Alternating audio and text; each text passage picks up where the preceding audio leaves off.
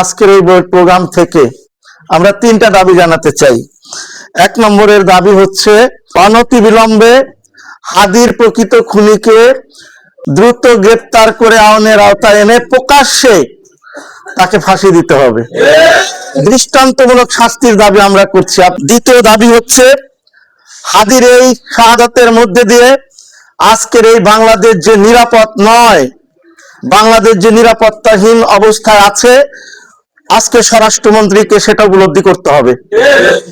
দেশমাতৃকার প্রেমে উজ্জীবিত হয়ে আধিপত্যবাদের বিরুদ্ধে যে কণ্ঠ আজকে কথা বলছে, সেই কণ্ঠগুলোকে অবশ্যই নিরাপত্তার বলয়ের মধ্যে নিয়ে আসার জন্য এই আজকের স্বরাষ্ট্র উপদেষ্টাকে প্রধান ভূমিকা পালন করতে হবে।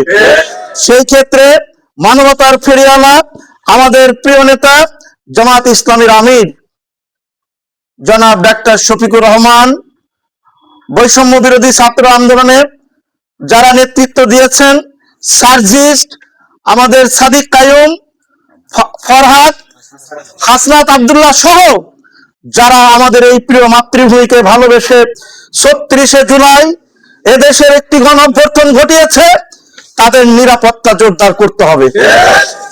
তৃতীয় দাবি হচ্ছে আজকে নির্বাচনী রোডম্যাপ ঘোষণা করা হয়েছে, কিন্তু জাতি শঙ্কিত এই নির্বাচন সুস্থ এবং সুন্দর হবে কিনা।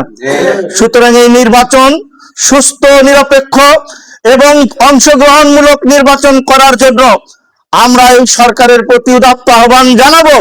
শুধু পালিয়ে যাওয়া ভারতের আওয়ামী লীগের প্রতি দৃষ্টি নয়, দেশের মধ্যেও যে কুচক্রী আছে তাদেরকে খুঁজে বের করতে হবে এবং সুন্দর একটি নির্বাচন উপহার দেওয়ার জন্য, লেভেল প্লেইং ফিল্ড তৈরি করার জন্য আমরা প্রধান উপদেষ্টার কাছে দাবি রাখবো, যাতে করে আর কোনো ফ্যাসিজম এই বাংলাদেশে কায়েম হতে না পারে।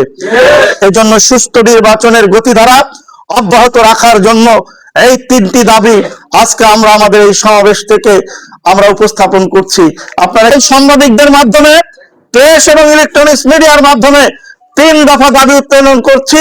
পাশাপাশি আমরা আমাদের প্রিয় ভাই শহীদ ওসমান হাদির শাহাদাতকে কবুল করার জন্য আল্লাহর কাছে দোয়া করছি এবং তার পরিবারকে রাষ্ট্রীয় পৃষ্ঠপোষকতায় প্রধান উপদেষ্টা যে কমিটমেন্ট দিয়েছে, সেই কমিটমেন্টের ধারা অব্যাহত রেখে আমার এই প্রিয় বাংলাদেশে আর যেন কোনো রাজনৈতিক নেতার আধিপত্যবাদী বিরোধী, ব্রাহ্মণ্যবাদ বিরোধী আন্দোলনের নেতৃবৃন্দকে জীবন দিতে না হয়, এজন্য অভয় অরণ্য হিসাবে এই বাংলাদেশটাকে সুন্দরভাবে পরিচালনার জন্য স্বরাষ্ট্র মন্ত্রণালয়ের প্রতি অনুরোধ রাখছি।